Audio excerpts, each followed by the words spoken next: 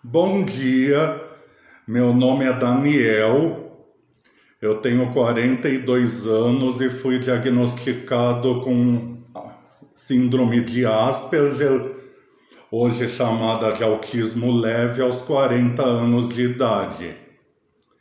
Estou aqui respondendo às perguntas da entrevista do Lírio, que me mandou pelo Instagram.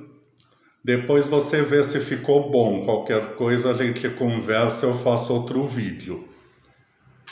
Mas então vamos às questões que você me passou.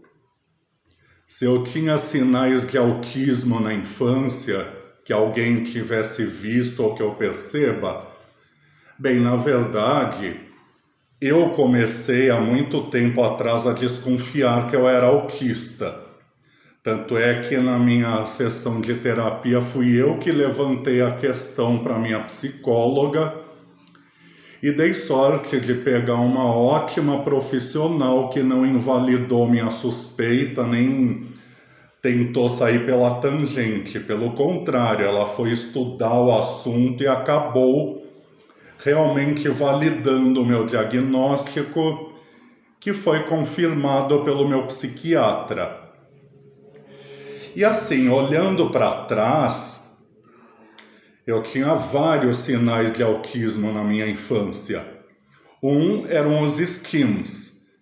Eu tinha um que era ficar fazendo isso com as mãos, ou ficar balançando a cabeça desse jeito. Só que assim, esses stims foram reprimidos pelos meus pais e professores, que achavam que eram tiques nervosos. E outra coisa, né? A minha infância foi nos anos 1980. Naquela época, praticamente só se diagnosticava como autista os casos severos, ou seja, que se enquadram naquele estereótipo de autismo que muitas pessoas têm até hoje, de pessoa que fica se balançando. Eu até faço isso quando ninguém está vendo e que não se comunica. Os sinais que eu tinha, além dos stims, eram a grande dificuldade para me socializar. A escola para mim foi um inferno até a quinta série, eu sofria muito bullying por causa disso. E quando eu falava em casa, meus pais faziam pouco caso. Meu pai chegava até a dizer que eu nem se usava a palavra bullying naquela época. Ele dizia que mexiam comigo na escola porque eu era bobo. E eu inconscientemente até acabei aceitando esse rótulo e carregando por muito tempo comigo. A minha mãe, depois que eu contei para ela sobre o diagnóstico, ela disse que sempre percebeu que eu tinha alguma coisa diferente das outras crianças, só que ela não sabia o quê. Então, os sinais que eu lembro mais claros eram esses, os stims, a dificuldade de socialização. Aí, várias vezes eu tinha crises, né? Meltdowns e shutdowns, que hoje eu sei que eram isso. Que aí também minha família dizia que eu tinha ataques.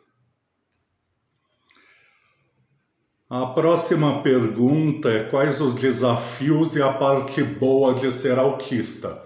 Bom, os desafios é superar a dificuldade de socialização, né? Conseguir viver com outras pessoas, conviver. A parte boa para mim é que o diagnóstico foi como se eu fizesse as pazes comigo mesmo. Porque eu passei a vida inteira aceitando os rótulos de esquisito, antissocial. E hoje eu sei que tudo isso na verdade, são sinais do autismo. Então a parte boa de ter tido o diagnóstico é que muita coisa que nunca se encaixou na minha vida passou a fazer sentido. Meus hiperfocos. Eles às vezes variam um pouco, mas ópera é um dos meus hiperfocos. Eu adoro ouvir e falar sobre. É ruim que aqui no Brasil não é todo mundo que gosta, então nem sempre eu encontro com quem conversar a respeito. Também gosto muito de conversar sobre literatura e sobre animais. Tanto é que na época que eu fiz vestibular, eu fiquei em dúvida entre biologia e letras e acabei fazendo letras. Ainda não desisti de um dia talvez fazer biologia. E às vezes eu fico com hiperfoco numa época em determinado assunto. Por exemplo, teve um ano que eu li a biografia da Carmen Miranda e aí eu falava dela sempre que surgia uma oportunidade, assistia vídeos dela, ouvia música. Naquela época ainda comprava CDs. O ano passado eu tive um hiperfoco numa cantora francesa chamada Dalida e assim por diante. Tenho a ópera, os animais e a literatura são meus hiperfocos fixos, vamos dizer assim, e às vezes aparece algum que durante uma época se torna meu hiperfoco. Quando criança, eu tinha muita seletividade alimentar.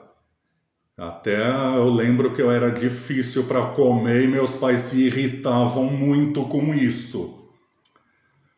E hoje, por exemplo, ainda tem algumas coisas, tipo beterraba não vai, até o cheiro dela me embrulha o estômago. Músculo é uma carne que eu não como. O sabor até que não é ruim, mas a textura dela me incomoda, me enoja. O problema disso é que ninguém sabia que eu era autista. Aí meus pais me deram tanta coisa para abrir o apetite que ele abriu e nunca mais fechou.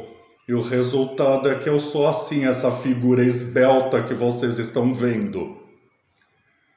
Crises de autismo, sim, eu tinha e tenho. Os que chamavam de ataques. Já foram bem piores, assim, de eu chegar a quebrar coisas, até me machucar às vezes. Ultimamente os remédios, eu não vou citar os nomes aqui, os remédios têm me ajudado com isso e a terapia também. Não que eu não tenha crises, mas elas estão um pouco menos frequentes e menos intensas quando acontecem. Meus sonhos a curto prazo. Bom, eu sou professor do estado de São Paulo, concursado. No momento estou readaptado, ou seja, eu trabalho na escola, mas não na sala de aula. Meu maior sonho a curto prazo é que eu mantenha a readaptação, porque logo eu vou ter que fazer outra perícia para isso. Hobbies. Ouvir música, como eu disse, ópera é um dos meus hiperfocos. Cuidar do meu aquário. Passear com a minha cachorra. Que eu lembre mais esses aí.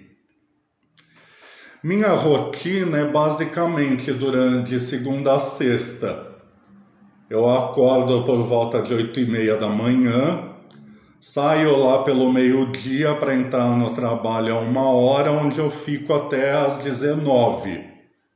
E aí quando eu venho para casa eu tomo banho, eu não janto em casa, tenho comido a merenda da escola. E sim, eu tenho dificuldade com quebras na rotina inesperadas. Sempre tive. Sobre as pessoas acharem que eu não sou autista.